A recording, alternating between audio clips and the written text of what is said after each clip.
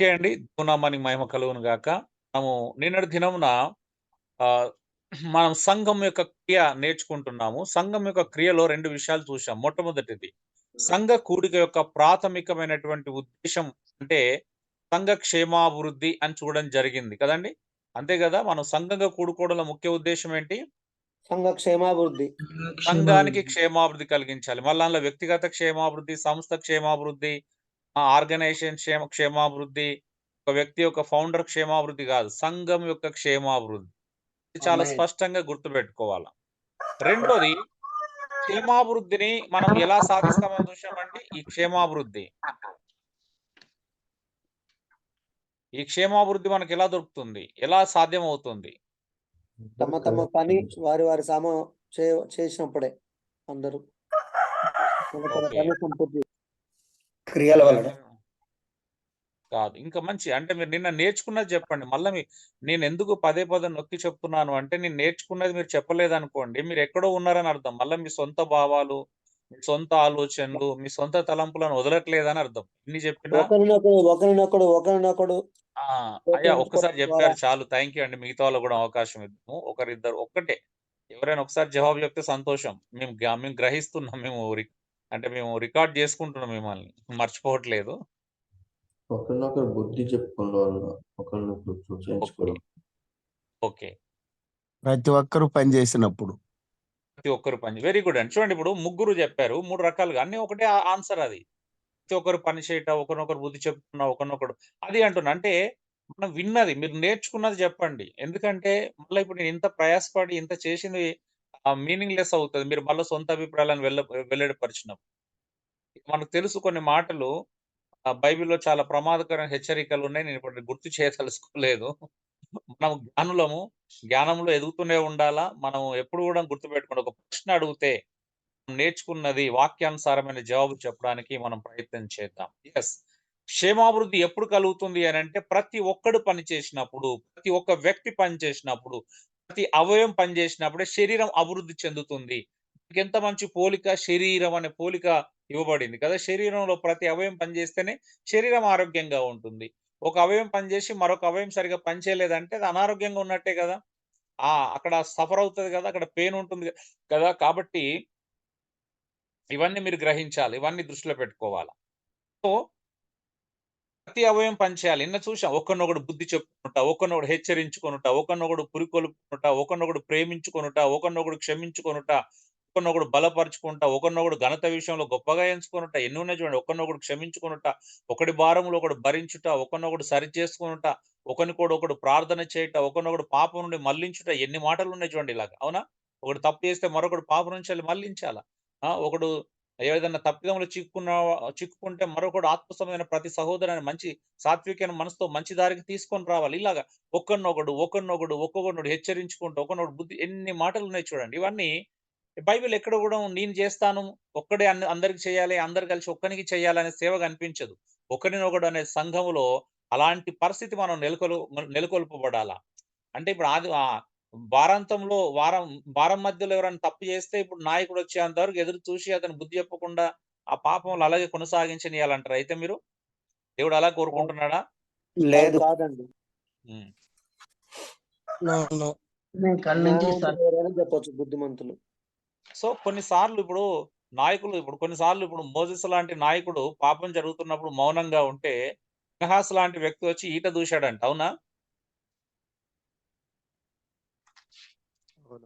అవును. అవును. వ్యభిచారం జరుగుతున్నప్పుడు జరిగిన సంఘటన. ఇప్పుడు దేవుడు తిట్టాడు గదా! ఫినెహాస్‌ని బుద్ధుందా? నీకాడ మంచి నాయకుడిని వదిలేసి, అంత పెద్ద నాయకుడిని నేను ప్రత్యేకంగా పరుచుకున్న నాయకుడిని వదిలేసి, అలాగా చేయొచ్చా అని తిట్టాడా లేదా? లేదండి. అతన్ని ఇంకా మెచ్చుకున్నాడు దేవుడు.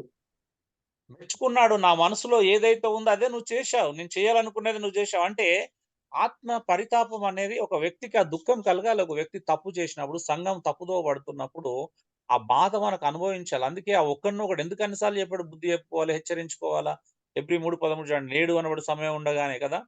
పాపం వల్ల భ్రమ చేత మీ హృదయంలో కఠినపరచబడక ముందు ఒకరినొకడు బుద్ధి చెప్పుకోవాలి. నేడు అన్నప్పుడు ఇక మనం దాన్ని ఆదివారం కోసమో, నెల కోసమో పోస్ట్‌పోన్ చేసుకుంటే లేదా ఒక సెమినార్ అయ్యేంత వరకో, లేకపోతే ఇంకో అంత వరకు పోస్ట్‌పోన్ చేసుకుంటూ ఎళ్తే మనుషులు ఎందుకు మారుతారు చెప్పండి?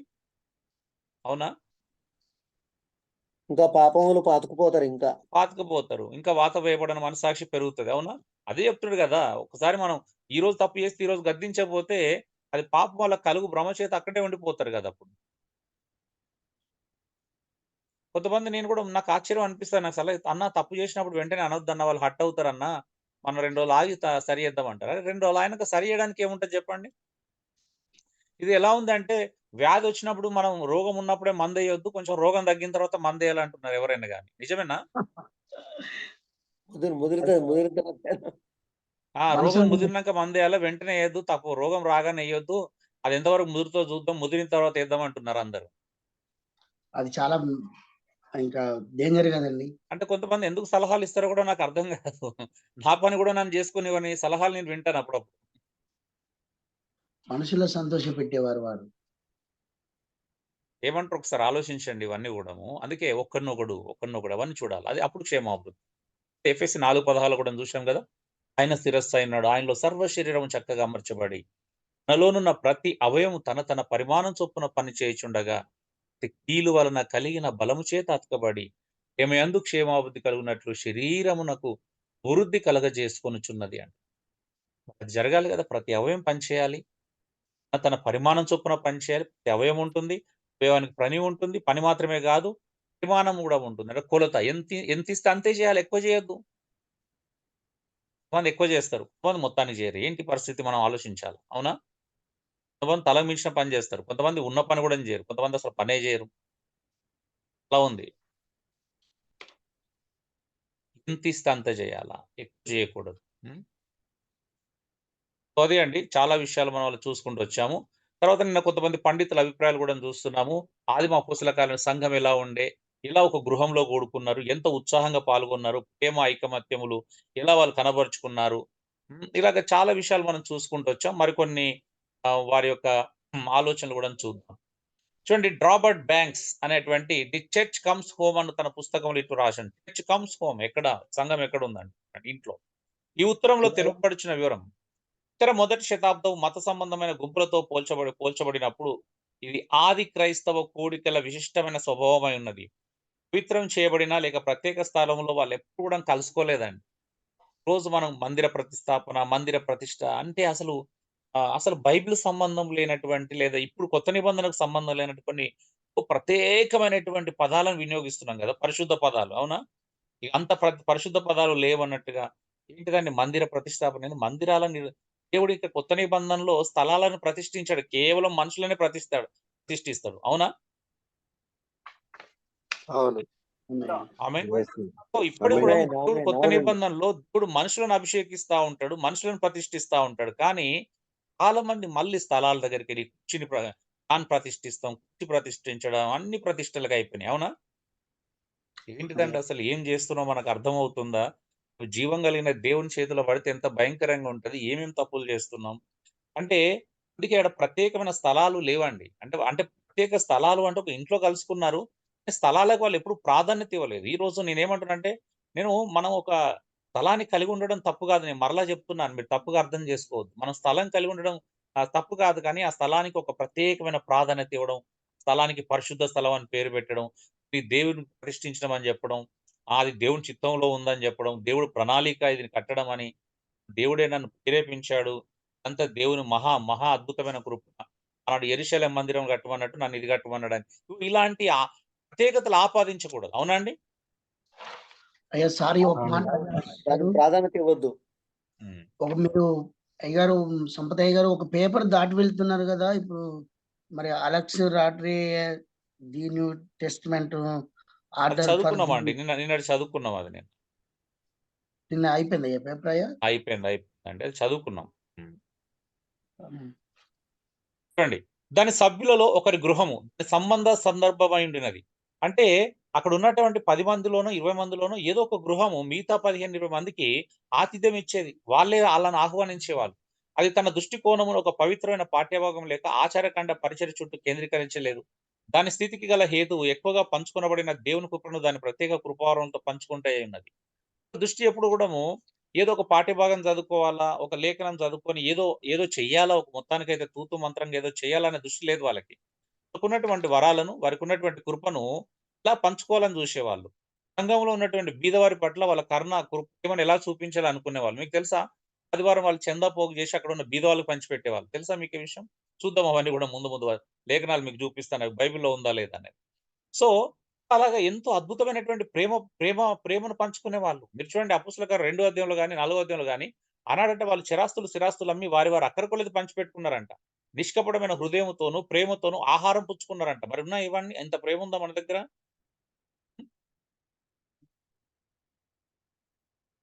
ఎంత యథార్థంగా విచిత్రం అండి. ఒప్పుకోవాలండి లేదు. అన్న ఎంత ఎంత కఠిన దీని మీద తప్ప మరి దేని మీద లేదన్న. హ్మ్. ఎంత విచిత్రం చూడండి. ఆనాడు ఆస్తులు అమ్ముకొని బీదలకు పంచిపెట్టారంట. ఈరోజు ఆస్తులు అమ్ముకొని మరొక ఆస్తిని సంపాదించుకుంటున్నారు గదా! ఇంకొక ఆస్తిని. ప్రజల యొక్క ఆస్తులు అమ్ముకొని సో కాల్డ్ సెలబ్రిటీ స్పీకర్‌లు వేల కోట్లకు పరిగెడుతున్నారు. సేవకులకు వేల కోట్ల ఆస్తులేందండి? సేవకునికి అన్ని ఆస్తులున్నాయా అప్పుడు?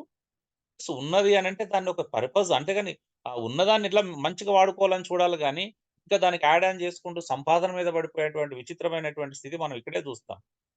వాళ్ళ అపోస్తుల పాదాల యొద్ద పెడితే ఏం చేశారండి? వాళ్ళు స్థలాలు కొనుక్కోవడం, బిల్డింగ్‌లు కొనుక్కోవడం, లేకపోతే అప్పుడున్నటువంటి పరిస్థితులను బట్టి అన్ని కొనుక్కుంటారా?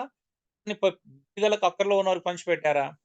అక్కర్లో ఉన్న వారికి పంచిపెట్టారండి. అరగల వరకు ఈరోజు ఎవరైనా పంచిపెడుతున్నారా? అలా పంచిపెట్టేటువంటి కార్యక్రమాలు మనకిష్టమా? చేపట్టడానికి మనం సిద్ధంగా ఉన్నామా? ఏదో ఒక అవసరం ఈ రోజున్న కాలంలో పరిస్థితులను బట్టి ఒక స్థలం అవసరం అనుకుంటే అవసరం. మిగతాదంతా కూడా ప్రజలకు పంచిపెట్టే మనసు మనకుందా? అసలు ఆలోచన ఉందా? అక్కడ వాళ్ళ సహవాసం అంతా కూడాము ప్రేమ మీద, దేవుడు చూపే కృప మీద కనబడింది. అందుకే పౌలు చాలా సందర్భాల్లో ఈ పదాలు ఎక్కువగా వాడింది ఇవే కృప. వాళ్ళు కృపను కనబరిచిరి. దైవ కృప వారి యందు అధికంగా విస్తరించెను. వాళ్ళ కృపలో ఎదుగుచుండెను. చూడండి ఎలాంటి పదాలున్నాయి. అవన్నీ అర్థం చేసుకోవడానికి ప్రయత్నం చేయండి. ఆ కృప అంటే ఏంటి? వరాల విషయంలో గాని, పంచుకునే విషయంలో గాని ఆ కృప ఎలా ప్రదర్శించారో ఒకసారి మీరు చూస్తే అర్థమవుతది. ఇంకా దాని స్వభావ లక్షణంలో ఒక స్థాపింపబడిన నమూనా గాని, ప్రార్థన ప్రకారం గాని తెలుపబడలేదు. అంటే ఇప్పుడు లిస్ట్ పెట్టుకొని ఇగో ఇప్పుడు ఇలా చేయాలి, ఇలా అలాంటివి లేవు వారికి. సరికదా దానికి ఉత్తర్వులు జారీ చేయబట్టు ఒక అధికారిక నాయకత్వంపై ఆధారపడలేదు. ఎవరన్నా వచ్చి ఇలాగే చేయండి, నా మాట వినకపోతే మీరు నాశనం అయిపోతారని ఒక బెదిరించేటువంటి అధికార ప్రతినిధి ఎవరు లేరు. కానీ మరి ఎలా చేశారు వాళ్ళు? ఆత్మ ఆదేశించు వరములు, మరి పరిచర్యల అన్యోన్య ప్రభావం ద్వారా ఆయన చాలినంత ఆ!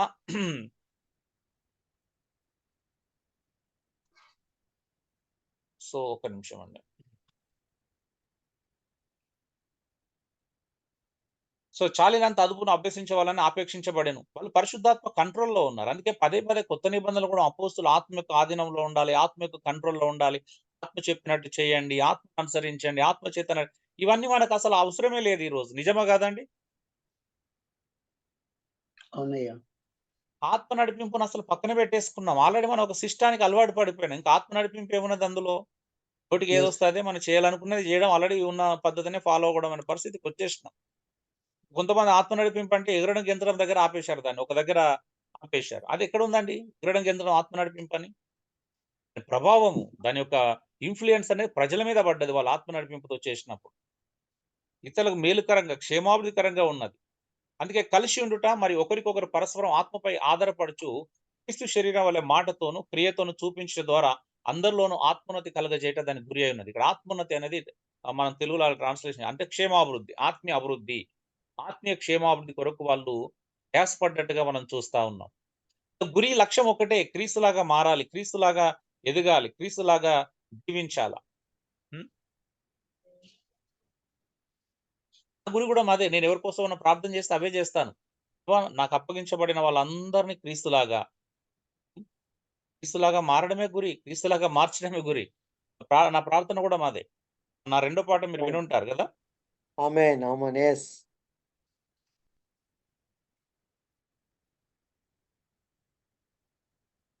సో, నిన్నే నేను ప్రేమించాలి. అది నా గురి. ఇక నా డెస్టినీ సాంగ్ అని పెట్టుకున్నా. డెస్టినీ నా లక్ష్యం అది. ఆయనలాగా మారాలి. ఆయనలాగా జీవించాలి. ఆయనలాగా త్యాగం చేయాలి. ఆయనలాగా ప్రేమించాలా.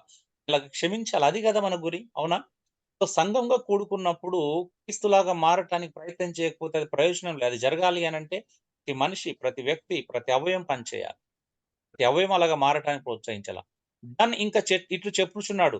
సంఘంలో క్రమం లేనితనం ఒక ప్రత్యేక అంశం అని అనుకునుట పొరపాటగును. అలా అని చెప్పేసి సంఘంలో క్రమం లేకపోవడం అనేది ఏం లేదు. క్రమం అంటే దీని తర్వాత ఇది చేయాలనే క్రమం లేదు గానీ, ఒక క్రమం ఉంది. ఏంటిదంటే ఇతరులకు అంటే డిస్టర్బెన్స్ లేకుండా, ఇతరులకు ఇబ్బంది కలిగించకుండా ఒక ఒక వ్యక్తి మాట్లాడినా, ప్రసంగించినా, పాట పాడినా ఎదుటి వ్యక్తికి మేలు కలిగించేటువంటి ఒక క్రమం ఉంది. ఆ క్రమం ఏంటిది అంటే మేలు కలిగించాలి. మనం ఏం చేసినా క్షేమం కలగాల. ఇప్పుడు ఏమన్నా సంతోషపెట్టడానికి పాటిస్తున్నామనంటే, ఆ వ్యక్తి పాట పాడడం ద్వారా క్షేమం కలుగుతదా లేదా అని కూడా మనకి ఇంపార్టెంట్ గదండీ! వ్యక్తిని సంతోషపెట్టడానికి కాదు. ఆ వ్యక్తి పాడే పాట, సాహిత్యము క్షేమం కలిగిస్తుందా లేదా? హ్మ్. అంతే అంటారా? లేదంటారా? అవునండి. అవును. అర్థవంతంగా, ఫలభరితంగా ఉండాలి.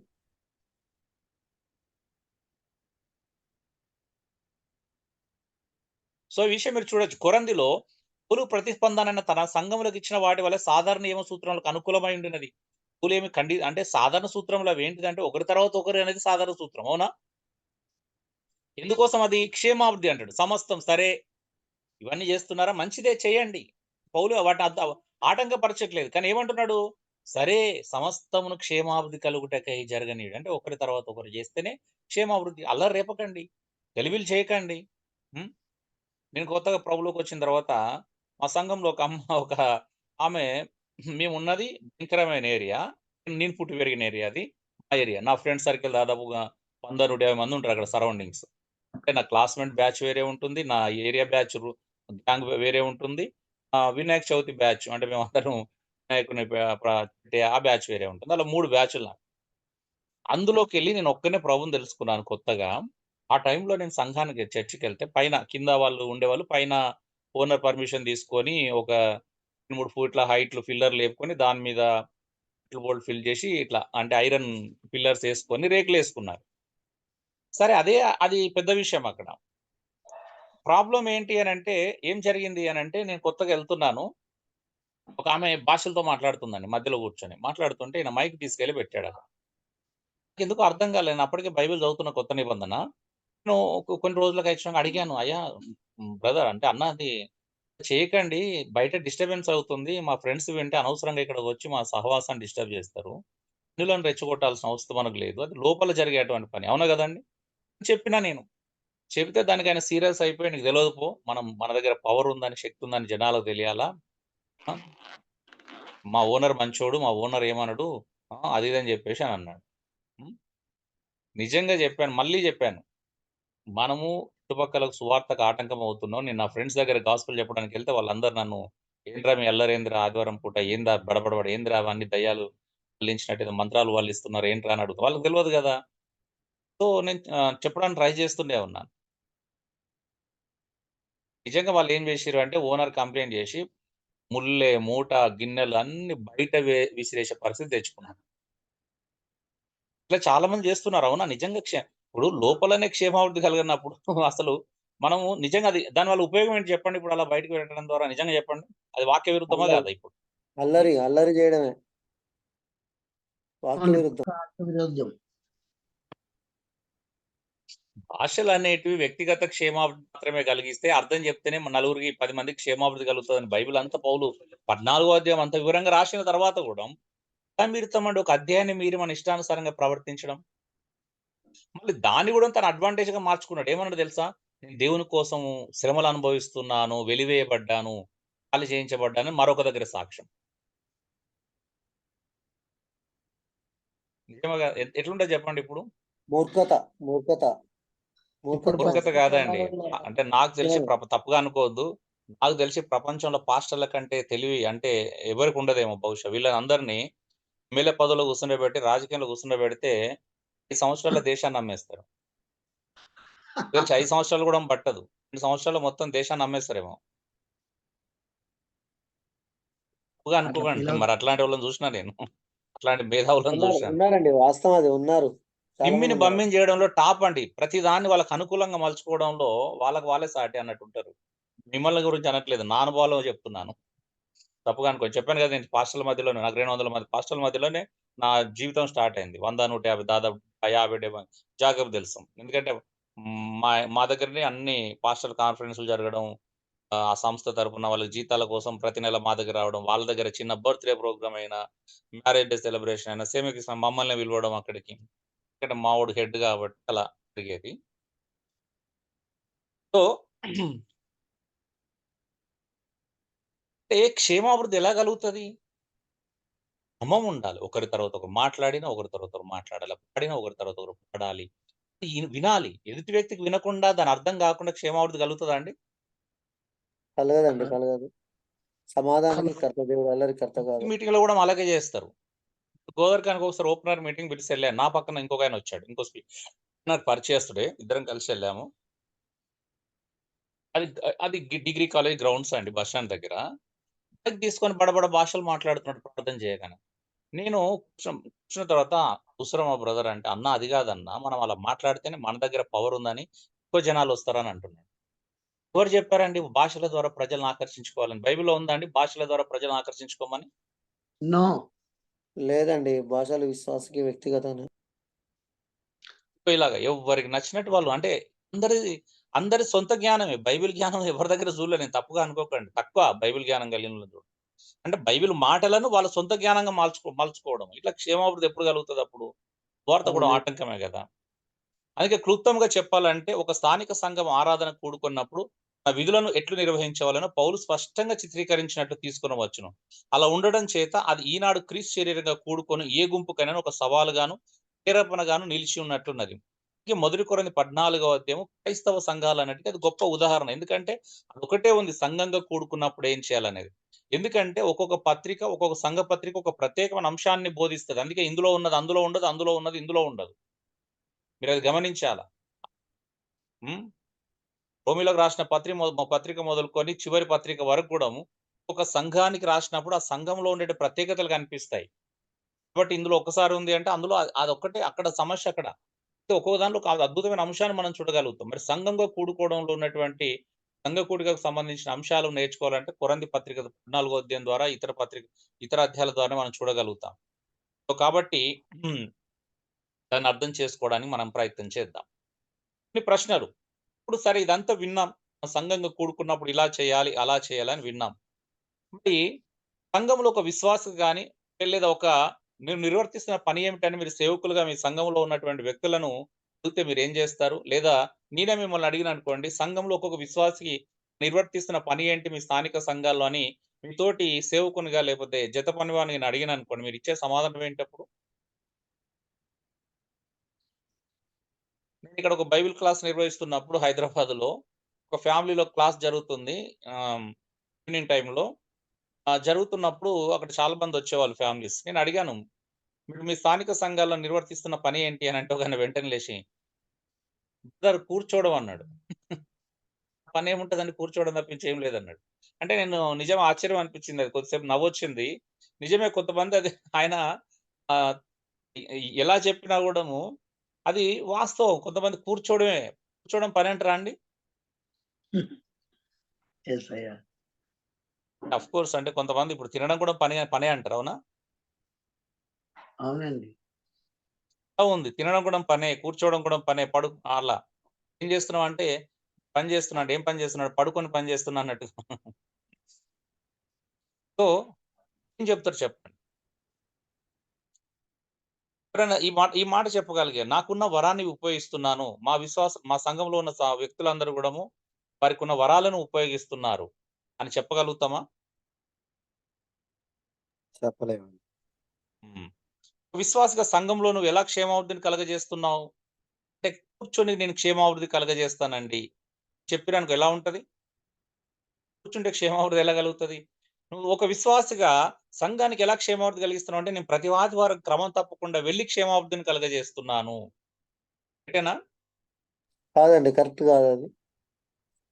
పని అంటే నేను 20 సంవత్సరాల క్రైస్తవ జీవితంలో ఒక్క సండే కూడా నేను సంఘాన్ని మిస్ కాలేదండి. అబ్బా! ఎంత ఉపయోగం మన వల్ల. రైటేనా? ఇప్పుడు అలా చెప్పుకుంటున్నారు కదా చాలా మంది. ప్రపంచంలో ఎంత గొప్ప పనైనా వదులుకుంటాను గానీ, ఆదివారం సహవాసానికి ఖచ్చితంగా ఎళ్తాను. అటెండెన్స్ ఇస్తాను. ఎవరికి కావాలి అటెండెన్స్? అటెండెన్స్ నీ స్థానిక కాపరికేమన్నా లాభమే గానీ, సంఘానికేం లాభము? లేదు. క్రీస్తు శరీరానికి ఏం లాభము? ఎప్పుడు లాభం అండి? వరం యొక్క పరిమాణం చొప్పున పని చేస్తున్నప్పుడు, వరం యొక్క పరిమాణం. నీకు వరం ఇవ్వబడింది. కొలత చొప్పున, దాని యొక్క శక్తి యొక్క సామర్థ్యం చొప్పున, దాని కృప చొప్పున నువ్వు పనిచేసినప్పుడే సంఘానికి క్షేమాభివృద్ధి మనం కలిగించగలుగుతాం. అంతవరకు మన వల్ల సంఘానికి ఎలాంటి మేలుండదు. సరే. మరి సంఘంలో నాయకులను ఎందుకు ఎన్నుకున్నాడు? ఒక మంచి ప్రశ్న ఇప్పుడు ఇక్కడ మనం రేజ్ అవుతుంది. మీరు అడగాలని ప్రశ్న మేమే అడుగుతున్నాం. మరి క్రీస్తు సంఘంలోని ప్రతి విశ్వాసి పరిచర్య గురించి మనం మాట్లాడుతున్నప్పుడు తరచుగా వచ్చే ప్రశ్న ఏమిటంటే అన్ని పరిచర్యలు సంఘంలోని ప్రతి విశ్వాసి చేత చేయబడినప్పుడు నాయకులు లేదా కాపలు చేయవలసిందేంటి? అసలు వారు చేయడానికి మిగిలి ఉన్నదేమిటి చెప్పండి ఇప్పుడు? ఈ ప్రశ్న మీరు అడగలేదు కాబట్టి నేను అడుగుకుంటున్నా.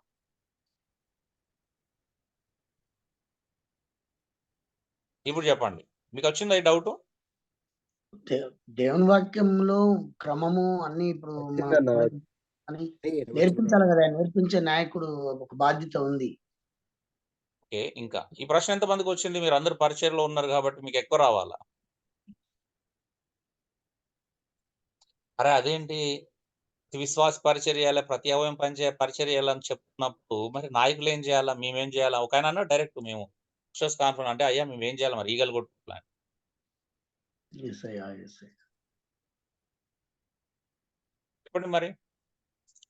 ప్రతి విశ్వాసి పరిచర్య గురించి ఇప్పుడు మనం మాట్లాడుతున్నాం. సంఘ క్షేమం జరగాలంటే ప్రతి విశ్వాసి పరిచర్య చేయాలి, ప్రతి అవయవం పనిచేయాలని చూస్తున్నాం. ప్రతి అవయవం పనిచేసినట్లయితే మరి మేమేం చేయాలా? మన నాయకులుగా మనం ఏం చేయాలా? కాపర్లు ఏం చేయాలి చెప్పండి ఇప్పుడు? ప్రతి అవయవం పనిచేసేటట్లు చూడాలి. క్రమపరచాలి వారిని, క్రమపరచాలి. వాళ్ళు పని చేసేటట్టు ప్రోత్సహించాలి. ఉత్సహించాలి.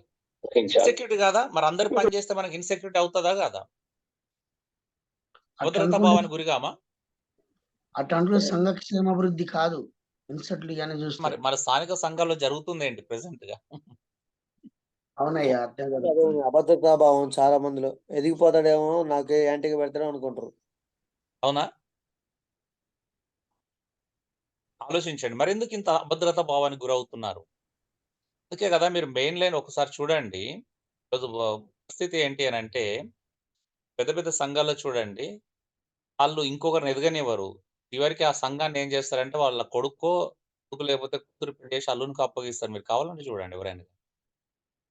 అవునన్న, వారి దృష్టిలో సంఘం నాది అనుకుంటారు కాబట్టి ఆ విధంగా అభద్రత భావం ఆస్తి ఉంటది. వాళ్ళకు. ఆస్తి కాబట్టి అవును. కట్నం కింద రాసిచ్చిన వాళ్ళు ఎంతమంది లేరు చెప్పండి ఈరోజు? మా చుట్టూ లేరంటారా? సంఘాలను కట్న కానుకల కింద ఇస్తున్న వాళ్ళు ఉన్నారా లేరా అండి? ఉన్నారు.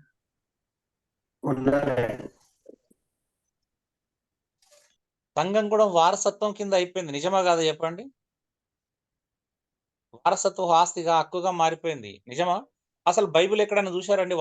వారసత్వ పరిచర్యలు చూశారా ఎక్కడైనా? లేదండి, చూడలేదు. కానీ మన మన ప్రపంచంలో మన ఇండియా లాంటి దేశంలో అన్ని వారసత్వ పరిచర్యలే. కొడుకు తండ్రి తర్వాత కొడుకు, కొడుకు తర్వాత కొడుకు. అవునా? అంతే, అవును. వాడికి మరి లక్షణాలు ఉన్నాయా? వాడు అంతే నిజమైనటువంటి భక్తిపరుడైన వాక్యానుసారంగా జీవితం ఉందా? ఇవన్నీ అవసరం లేదు. కొడుకైతే చాలు. పాస్టర్ కొడుకు పాస్టరు.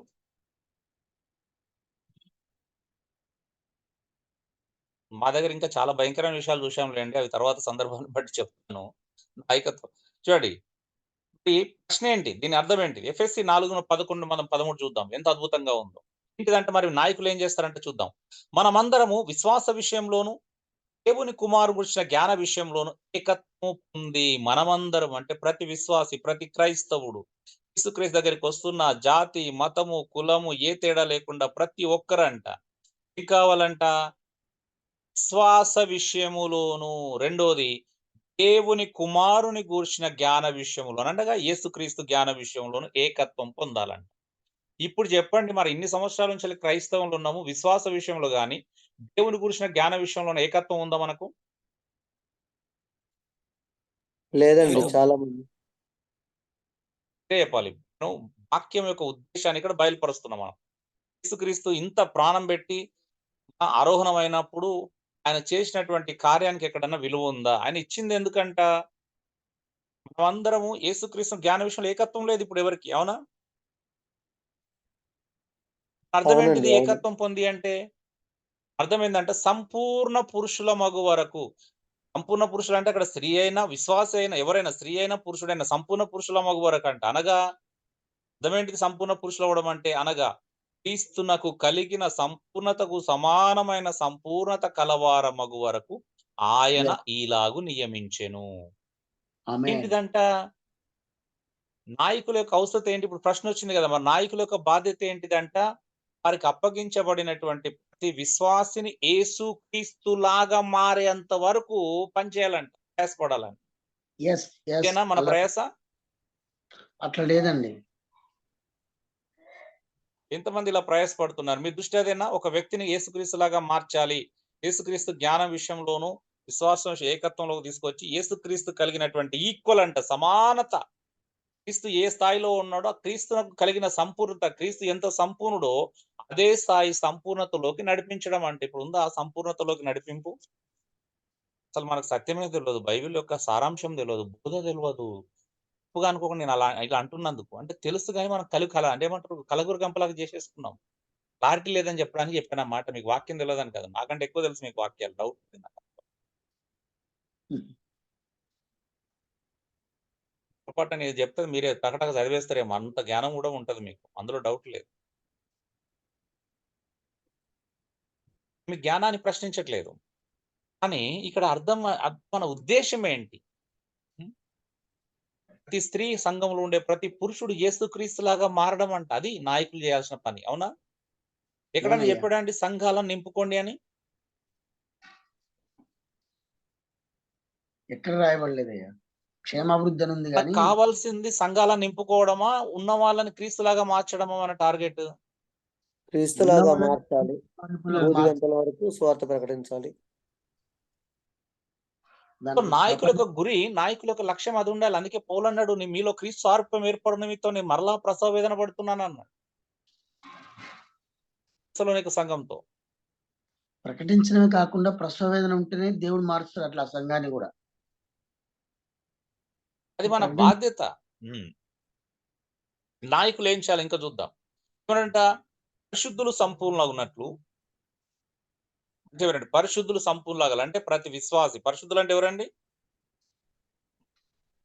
సేవకులా ప్రతి విశ్వాసే? ప్రతి విశ్వాసి. ప్రతి విశ్వాసి ప్రతి క్రీస్తు విశ్వాసి. రక్తంలో కడగబడిన వారు ప్రతి ఒక్కరు. క్రీస్తు రక్తంలో కడగబడిన ప్రతి విశ్వాసి సంపూర్ణులు అవ్వాలంట. మొదటి గురి లక్ష్యం అంటే చూడండి యేసుక్రీస్తులాగా మారడం సంపూర్ణం. రెండోది క్రీస్తు శరీరం క్షేమాభివృద్ధి చెందుట.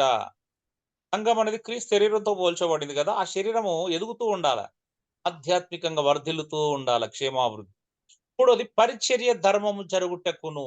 అంటే ప్రతి అవయవం పనిచేసే విధంగా సంఘము లోపల మరియు సంఘము వెలుపల పరిచర్య ధర్మం జరుగుటకును. ఆయన కొందరిని అపోస్తులను గాను చూడండి కొందరిని అపోస్తులను గాను, కొందరిని ప్రవక్తలను గాను, కొందరిని సువార్తికులను గాను, కొందరిని కాపర్లను గాను, ఉపదేశకులను గాను నియమించెను. నాయకుల యొక్క బాధ్యత ఏందంటే వీళ్ళు 5గురు కలిసి ప్రతి విశ్వాసిని యేసుక్రీస్తులాగా మార్చడానికి ప్రయత్నం చేయాలి. అక్కడి దాకా తీసుకెళ్ళాలి. అపోస్తులొచ్చి సంఘం యొక్క పునాది వేస్తాడు. అపోస్తుల బోధన తెలియపరుస్తాడు. అపోస్తులు వేసినటువంటి ఆ పునాదిని నేర్పిస్తాడు. ప్రవక్త ఏం చేయాలి? సంఘంలో ఎవరైనా తప్పు చేస్తే, పాపం చేస్తే హెచ్చరించడం వాళ్ళ బాధ్యత. పాపం చేయకుండా చేయాలి. తప్పు చేయకుండా వాళ్ళని హెచ్చరించగలగాలి. ఈరోజు ప్రవక్తలు అంటే ఏంటిదంటే సోది చెప్పడం అయిపోయింది. నిన్ను జ్ఞాపకం చేసుకున్నాడు తెల్ల చొక్కా, ఎర్ర చొక్కా, నల్ల చొక్కా, మేరీ అవే పేర్లు పెట్టి పిలిచి అదే ప్రవచనం అనుకుంటున్నారు. ఎంత సిల్లీగా అయిపోయింది చూడండి. ఏ ప్రవక్త అలా చేయలేదు బైబిల్‌లో. పాత నిబంధన ప్రవక్తలు చేయలేదు. కొత్త నిబంధన ప్రవక్తలు చేయలేదు. అవునా? అవునండి. అవును. కానీ వాళ్ళ చుట్టూ తిరుగుతాం మనం. వాళ్ళ వెనకాల పరిగెడతా ఉంటాం. వాళ్ళు రాజకీయాల గురించి ప్రవచిస్తారు. రాజకీయాల గురించి మాట్లాడతారు. సినిమాల గురించి మాట్లాడతారు. క్రికెటర్ల గురించి మాట్లాడతారు. ఇవేనా ప్రవచనాలంటే? సంఘానికి ఇచ్చాడా? ఇది బయటికి ఇచ్చాడండి ప్రవక్తలు?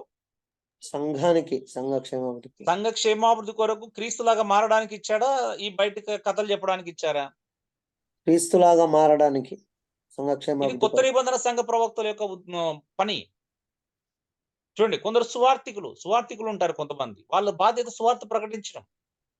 కానీ వాళ్ళు ఏమైతారంటే రాను రాను ఏమైపోయారంటే సెటిల్ అవ్వటానికి వాళ్ళే కాపర్లుగా అవతారం ఎత్తుతారు మళ్ళీ. అవునా? అవునండి. అవును. 50 మందిని పోగు చేసుకొని కాపరిగా అవతారం ఎత్తారు. సువార్త పని కుంటుపడుతది అక్కడ. ఎందుకు? ఎందుకంటే చాలా రీజన్స్ ఉన్నాయి. సువార్తికులకు విలువ లేదు కాబట్టి. అవునా? అట్లనే జరుగుతుందయ్యా. కాపరి యొక్క బాధ్యత ఏంటిది? స్థానిక సంఘములో కాపరి వధువు సంఘాన్ని సిద్ధపరచడం కాపరి యొక్క బాధ్యత. దాన్ని జాగ్రత్తగా విచారణ చేస్తూ కాయాల, దాన్ని జాగ్రత్తగా చూసుకోవాలి. ఆ!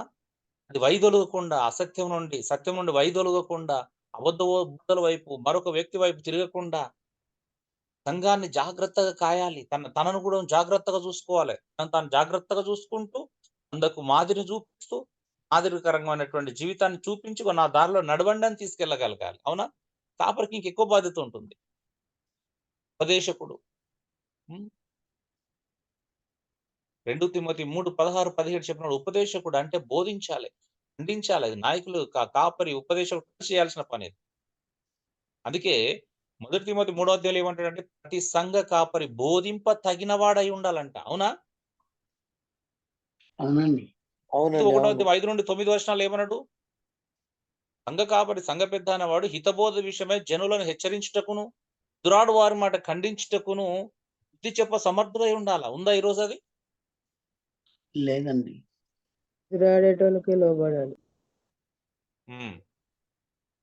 ఈరోజు అసలు బోధింప సామర్థ్యం ఎంతమందికి ఉంది చెప్పండి? బోధించే సామర్థ్యం. మళ్ళీ అడుగుతున్నాను. మంచిగా అంటే ఎంతమంది కాపరులు బోధించే సామర్థ్యాన్ని కలిగి ఉన్నారు? ఎంతమంది కాపరులు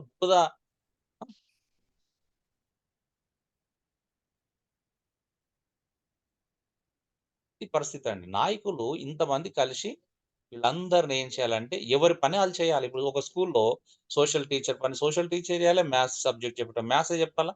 ఈ 6 కలిసి ఒక వ్యక్తికి 6 సబ్జెక్టులు అందిస్తే అతను పర్ఫెక్ట్ అవుతాడు. అవునండి? అవునయ్యా. అవునండి. అవును. ఈ అన్న ఈ 5 టెక్స్ట్ పరీక్షలు పేపర్ లేనట్టుందిగా? పేపర్ ఇది పీడీఎఫ్ ఫైల్ పేపర్ లేనట్టుంది అన్నది. పర్లేదు నేను యాడ్ చేసి ఉంటాను తర్వాత. ఓకే. ఇప్పుడు చెప్పండి. ఎవరు నాయకత్వ వరాలను ఇచ్చారు? నాయకత్వ వరాలను ఇచ్చింది ఎవరండి? త్వరగా. పరిశుద్ధాత్మ దేవుడు. హ్మ్. ఇప్పుడు నేను ఎఫ్ఎస్‌లో రాసిన పత్రికలో ఉన్నాం. అక్కడుంది చెప్పండి మళ్ళీ. నేను అదే చెప్తున్నాను. మీరు తొందర పడకుండా కొంచెం ఒక ట్రాక్‌లోకి తీసుకొద్దామని ట్రై చేస్తున్నా మిమ్మల్ని ఒకటే ట్రాక్‌లో పెట్టడానికి. నాయకత్వ వరాలు ఎవరిచ్చారు? ఇక్కడ ఎఫెసులో. అపోస్తులు, దే- ప్రవక్తలు, సువార్థికులు, కాపర్లు, ఉపదేశకులు. దేవుడు. హ్మ్. నేను పర్టిక్యులర్‌గా అడిగినప్పుడు పర్టిక్యులర్‌గా చెప్పాలి. జనరల్‌గా అడిగినప్పుడు జనరల్‌గా చెప్పాలి. పర్టిక్యులర్‌గా అడుగుతున్న అర్థం ఏంటిది? జనరల్ జవాబు నేను ఎక్స్‌పెక్ట్ చేయట్లేదని అర్థం.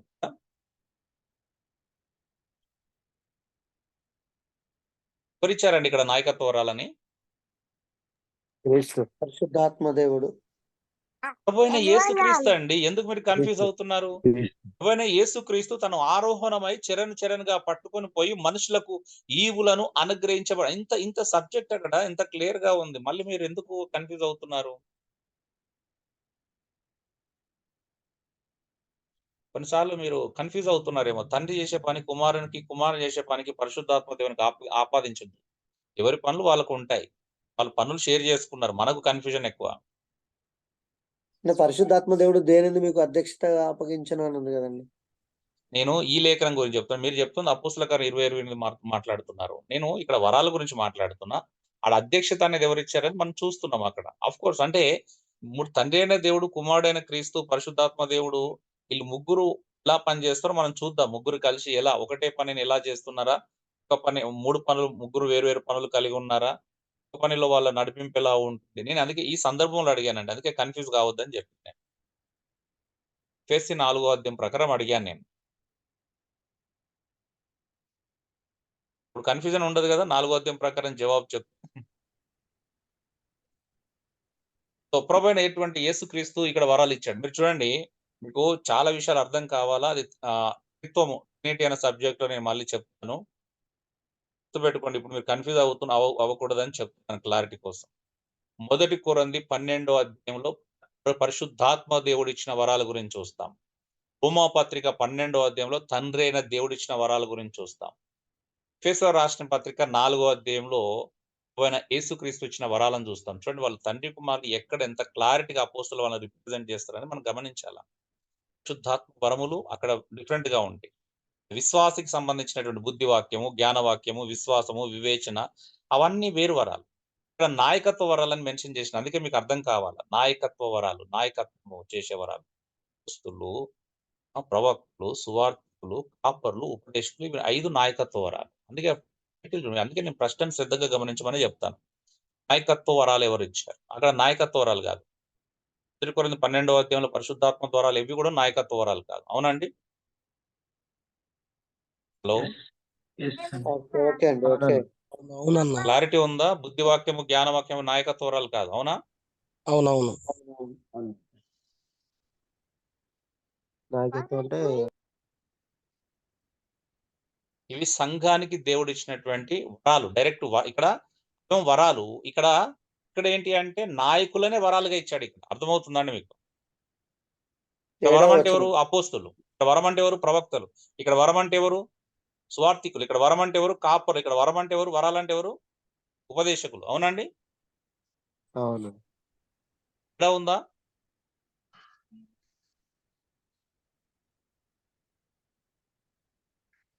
ఏమో మీరు ఇంకా కన్‌ఫ్యూజన్‌లో ఉంటే నేను గిఫ్ట్స్ అనే టాపిక్ ఉంటది.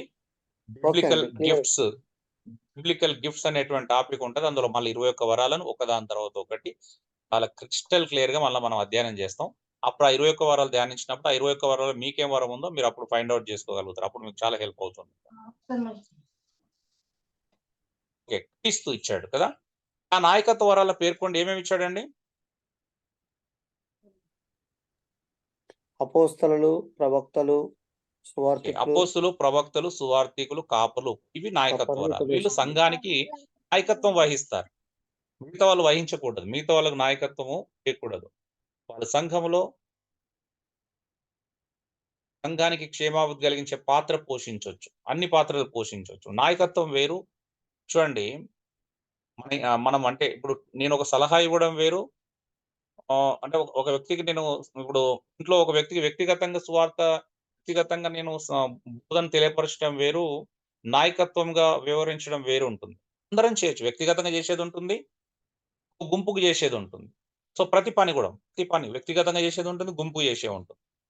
వీళ్ళందరూ కూడాము ఒక స్థానికత దేవుడిచ్చినటువంటి సంఘాలకు నాయకత్వం వహించేటువంటి స్థితిని దేవుడు వీళ్ళకి అనుగ్రహింపజేశాడు కాబట్టి అవి నాయకత్వ వరాలని పిలుస్తున్నాం.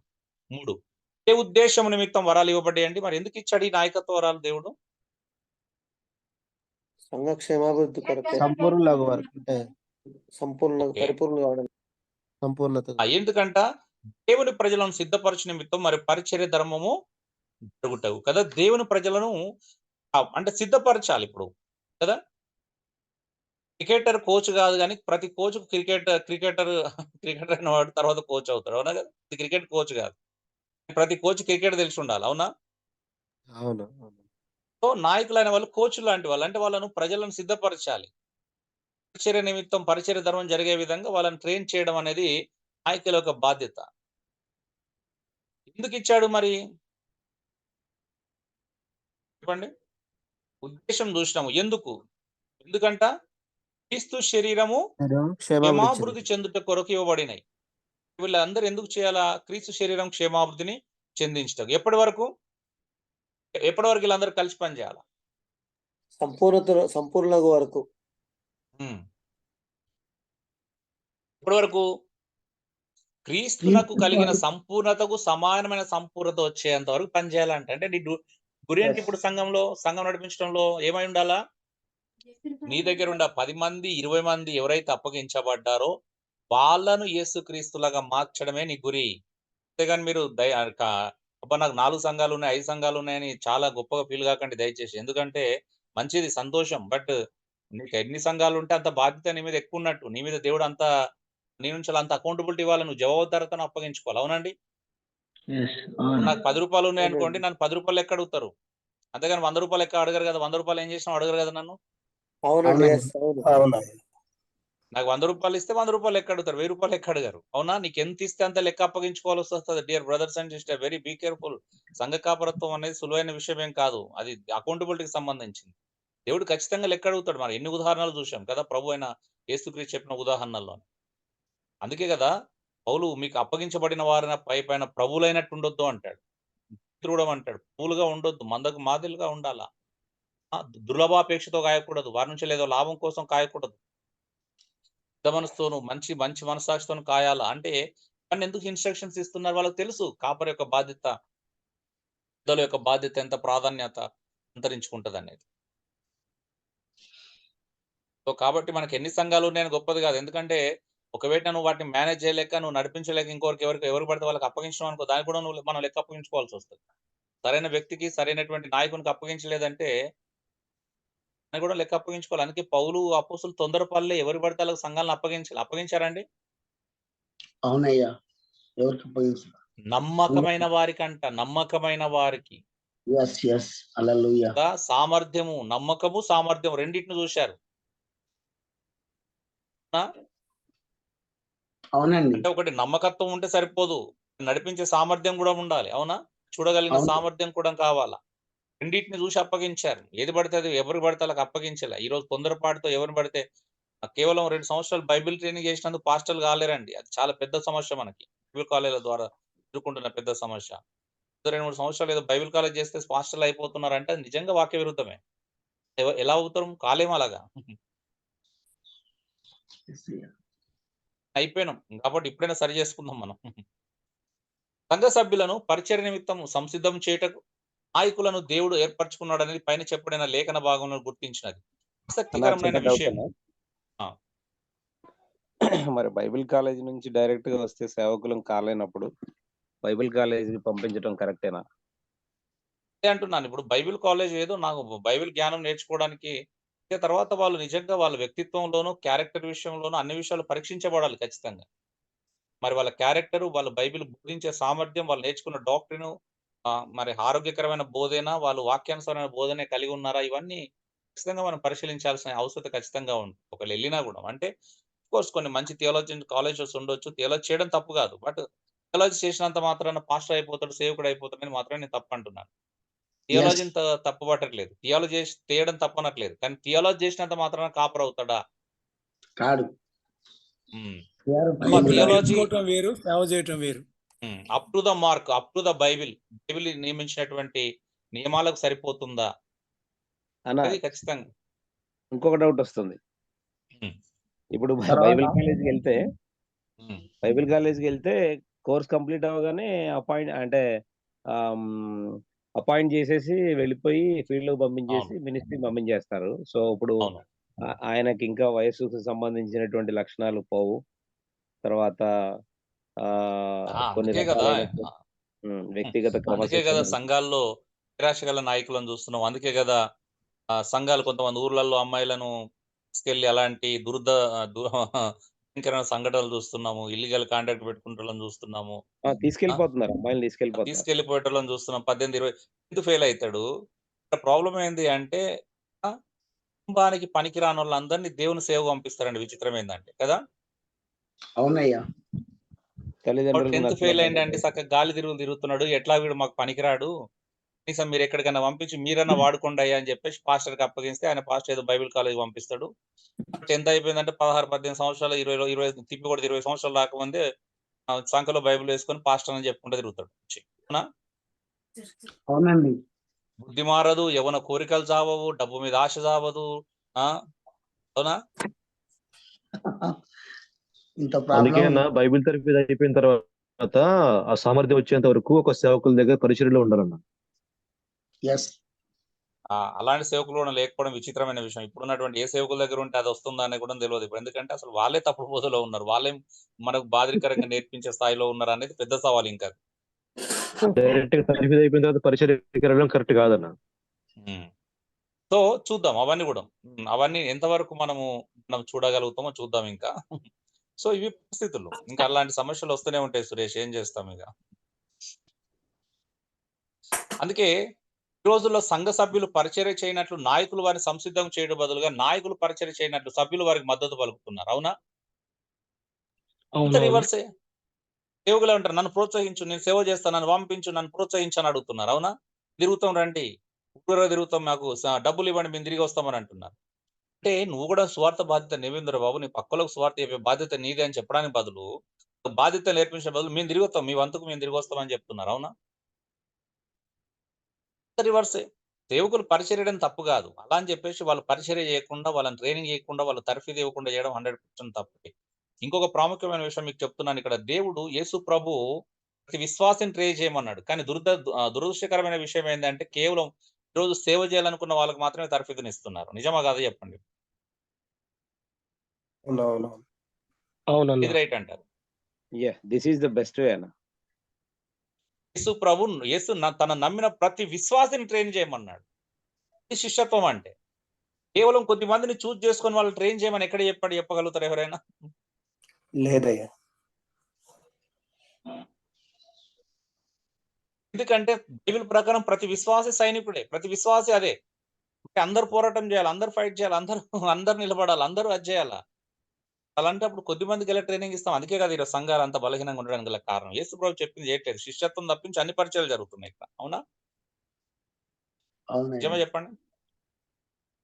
ఇప్పుడు సమస్త జనులను జరగవలసిన శిష్యులుగా చేయమనే పరిచర్య శిష్యత్వ పరిచర్య పరిచర్య. అది జరుగుతుందా? సమస్త జనులను శిష్యులుగా చేయండి అనే పరిచర్య? జరగవట్లేదు. ఎక్కువైపోయిందన్న. ఎక్కువ కాదు, లేదు ఇప్పుడు. లేదన్న, లేదు. అనేది పక్కన పెట్టాలి. అసలు లేదు అనేది నేను చెప్తున్నాను. మేము పరిచయంలో మేము చూసిన ఆ అనుభవంలోకి వెళ్ళిన విషయం అన్నిటిని చూసినాం. ఎందుకంటే ఎన్ని మినిస్ట్రీస్ వచ్చినా డిసైపుల్షిప్ ఎవరు చేయలేదు.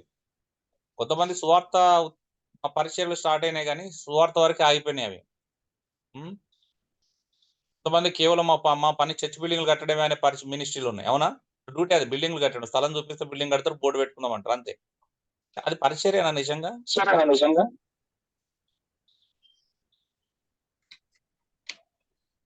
సో ఇలాగా ఎవరికి నచ్చిన పరిచయం వాళ్ళు ఏర్పాటు చేసుకున్నారండి.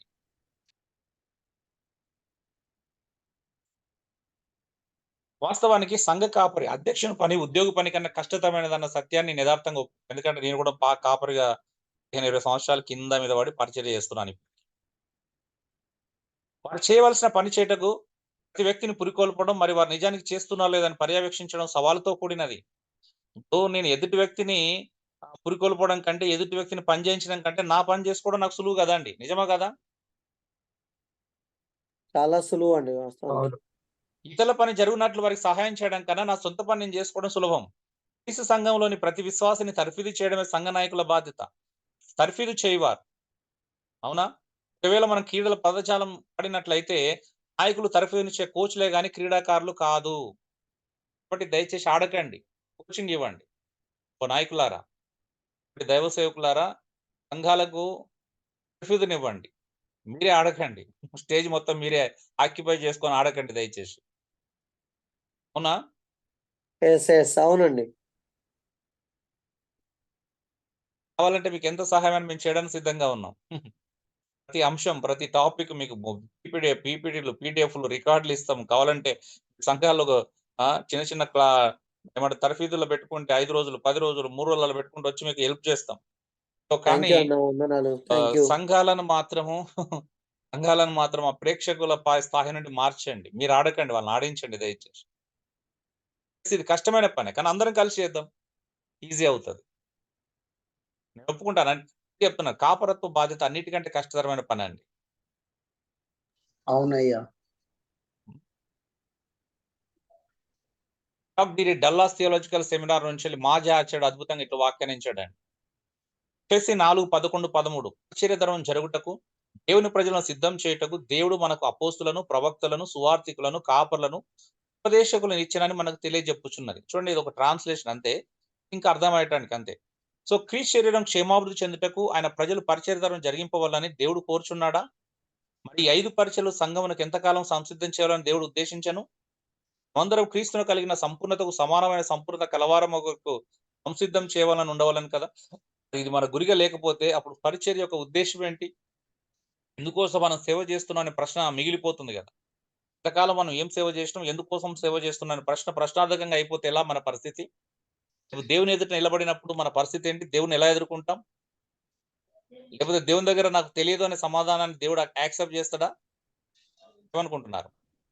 నాకు తెలియదయ్యా అంటే దేవుడు యాక్సెప్ట్ చేస్తాడా అండి? చేయడండి, లెక్క అడుగుతాడు.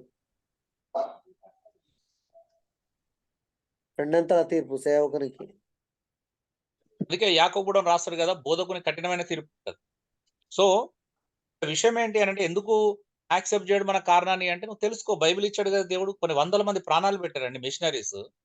John Hus, John Wycliffe, William Tyndale అందరూ జస్ట్ బైబిల్ ట్రాన్స్లేట్ చేయడానికి చనిపోయారు, ప్రాణత్యాగం చేశారు.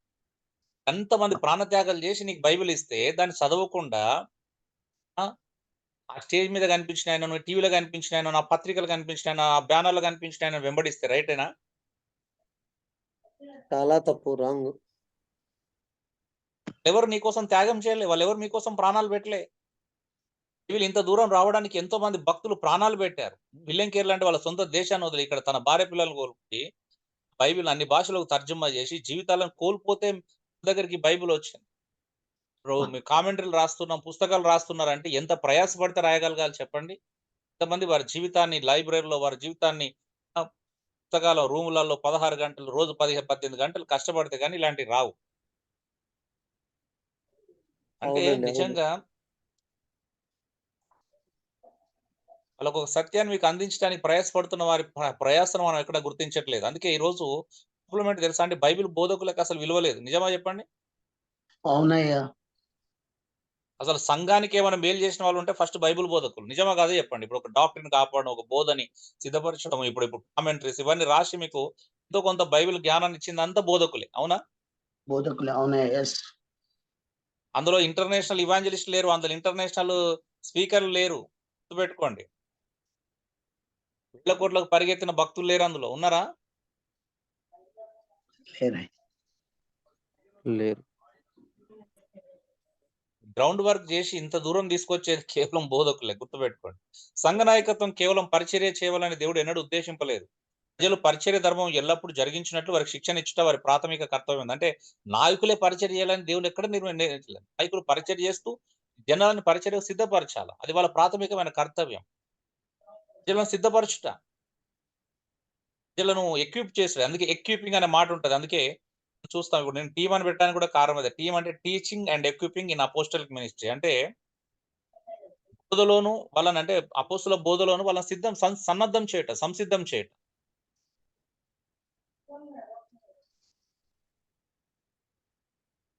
అపోస్తుల బోధ, అపోస్తుల అనుసరణలు వాళ్ళు ఇచ్చిన బోధను బోధించుట, అలాగా సన్నద్ధం చేయట. అంటే మనం ఒక వ్యక్తిని అలా తయారు చేయటం. అంటే కానీ మళ్ళీ దీనికి పెద్ద ప్రత్యేకత ఏం లేదు, జస్ట్ ఎగ్జాంపుల్ చెప్తున్నాను. దీన్ని హైలైట్ చేయకండి ఎక్కడ, దయచేసి దండం పెడుతున్నాను. ఎందుకంటే మనం ఒక ఆర్గనైజేషన్ కాదు, జస్ట్ ఇదండి ఓన్లీ టీచింగ్ అంతే. డిసైపుల్షిప్ మేకింగ్ చేసేటువంటి ఒక ట్రైనింగ్ సెంటర్ అంతే. ఒక పేరు ఉండాలని పేరు పెట్టడం తప్పించి ఇప్పుడు అంతకు మించి దానికి వేరే ప్రాధాన్యత ఇవ్వకూడదని ముందే రిక్వెస్ట్ చేస్తున్నా, బ్రతిమలాడుకుంటూ. సో ప్రజలు పరిచర్య ధర్మం ఎల్లప్పుడూ జరిగించే వరకు శిక్షణ ఇవ్వాలి. కూడి వచ్చినప్పుడు ఒకడు కీర్తన పాడవాలన్నాడు, మరొకడు బోధింపవాలన్నాడు, మరొకడు ప్రకటన చేయాలన్నాడు, మరొకడు భాషతో మాట్లాడేవాళ్ళన్నాడు, మరొకడు అర్థం చెప్పాలన్నాడు. సరే, సమస్తమును క్షేమావధి కలుగుటకే జరుగును అన్నది సంఘం ఎట్లుండవాలను అని పౌలు చూపించినటువంటి గొప్ప విషయం అండి, గొప్ప మాదిరి, గొప్ప విషయం ఇక్కడ. మరి మనం సంఘంగా కూడుకుండా వచ్చినప్పుడు ఇచ్చివేటకు ఒక వరమును తీసుకొని రావాల్సి ఉన్నదని పౌలు భావించను. ఎందుకనగా అది సంఘమును బలపరుస్తుంది.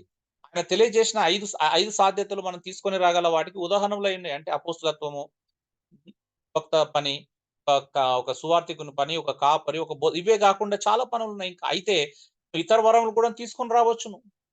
పత్రిక 12వ అధ్యాయంలోనివి, 11వ అధ్యాయంలో కూడా తీసుకురావచ్చు మనం. అయ్యా మీరు ఏం చేస్తున్నారో మాకు తెలుస్తుంది, మిమ్మల్ని మీరు చూపించుకోకండి, ఒక పక్కన కూర్చొని బైబిల్ నోట్స్ పక్కన పెట్టుకొని దయచేసి వినాల్సిందిగా నేను బ్రతిమలాడుకున్నాను. ఒక స్వస్థపరచు వరమును, ఒక ఆర్థిక వరమును, ప్రోత్సాహం ఇచ్చే ఒక మాటను, ఒక సౌవార్థీకరణ మొదలు తీసుకొని రావచ్చును. ఏది ఏమైనా సగటు సంఘంలో కొద్ది మంది మాత్రమే వారి వరములను వాడుదురు. నేటి సంఘంలో మాత్రం ఎక్కువ పాటలు వాడే వాళ్ళే మిగలడం దురదృష్టకరమైన విషయమే. మిగిలిన మనం పాల్గొనే వారంగా కాదు కానీ ప్రేక్షకులంగా ఉంటాం. అయినను ఈ విధంగా ఉండనవసరం లేదు. ప్రేక్షకులుగా ఉండడం దేవుని చిత్తమే కాదు. కూడికలలో సభ్యులు వారి వరములను వాడుకున్నట్లు శిక్షణ ఇచ్చుటకు అనేక సృజనాత్మక మార్గములు ఉన్నవి.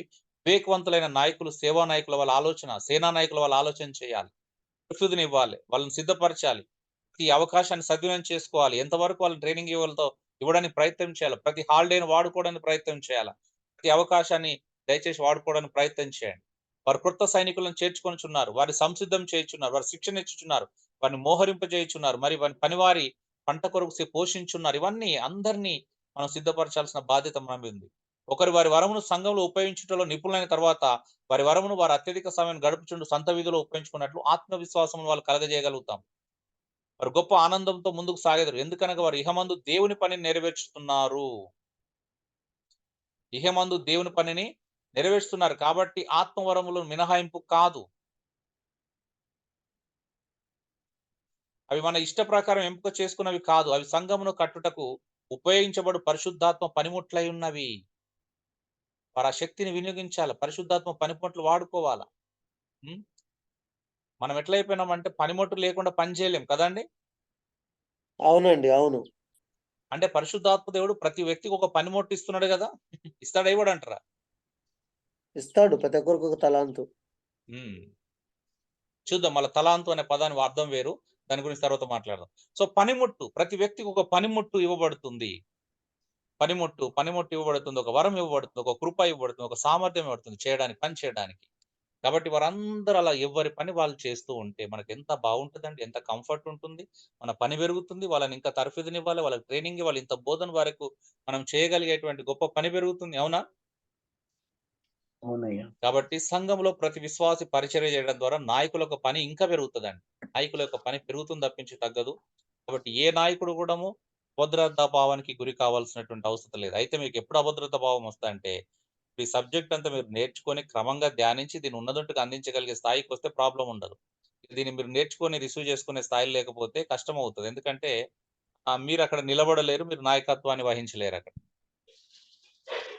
మీకు అభద్రతా భావానికి గురయ్యే ప్రమాదం ఉంటుంది. మీరు సంఘాన్ని పోషించగలిగే సామర్థ్యం మీకు ఉన్నప్పుడు, మీరు సంఘానికి ఇంత ఇవ్వగలిగిన కెపాసిటీలోకి వచ్చినప్పుడు అభద్రతా భావానికి గురి కావాల్సిన అవసరం ఎప్పుడు కూడా రాదు. కాబట్టి నేను అందరిని బ్రతిమలాడుకుంటున్నాను, శ్రద్ధగా వినండి, మంచిగా సిన్సియర్గా కూర్చోండి. ఒక గంట సేపు అయినా మీరు సిన్సియర్గా దేవుని కోసం కూర్చోకపోతే, మీ కొరకు కూర్చోకపోతే ప్రయోజనం ఏంటి? సిన్సియర్గా కూర్చోండి, నోట్స్ పెట్టుకోండి, పక్కన బైబిల్ పెట్టుకోండి, పెన్ను పెట్టుకోండి, రాస్తూ ఉండండి. దయచేసి ఈ పని చేయవలసిందిగా మేము బ్రతిమలాడుకుంటున్నాను. ఒక్కరు మీరు మళ్ళీ మీరు మాత్రం విన్నామని చెప్పుకోకండి దయచేసి. మేము నేర్చుకున్నామని చెప్పండి. కానీ ట్రైనింగ్ వేరు, తర్ఫీదు పొందామని చెప్పే పరిస్థితిలో మీరు ఉండాలి. తర్ఫీదు అంటే మళ్ళీ మీరు కూడా దాన్ని ఫాలో కాగాలి, పాటించగలిగినప్పుడు, నేర్పించగలిగే స్థాయికి వచ్చినప్పుడు దాన్ని తర్ఫీదు అంటారు. మీరు జస్ట్ వింటే ప్రయోజనం లేదు. Thank you. God bless you all. Thank you అన్న, thank you. Praise the Lord. దేవునికి